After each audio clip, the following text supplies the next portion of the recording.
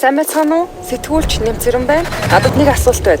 Экспорт эрүү хувь төсвийн орлогын 4 төрлийн төсвийн нэгийг бүрдүүлж байдаг ямар салбар байдаг вэ? 4000 жилийн өмнөөс монголчууд зэсээ олборлож байсан түүхийн баримт байдаг.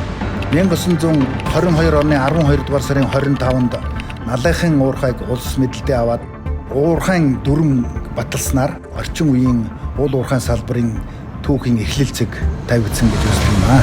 Тийм ээ. Бидний ажлын байр бол хөдөө уул тал, хөрш шороо, хүчит техник. Тэд бол манай уул уурхайн салбарынхан. Уул уурхайн инженер бол миний мэргэжил.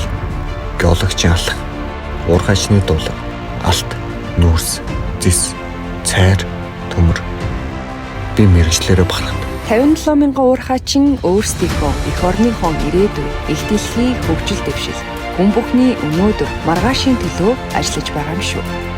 Налайхын уурхайгаас оюутлахаа хүртэлх 100 жилийн түүх эх 100 жилд ч үргэлжилнэ.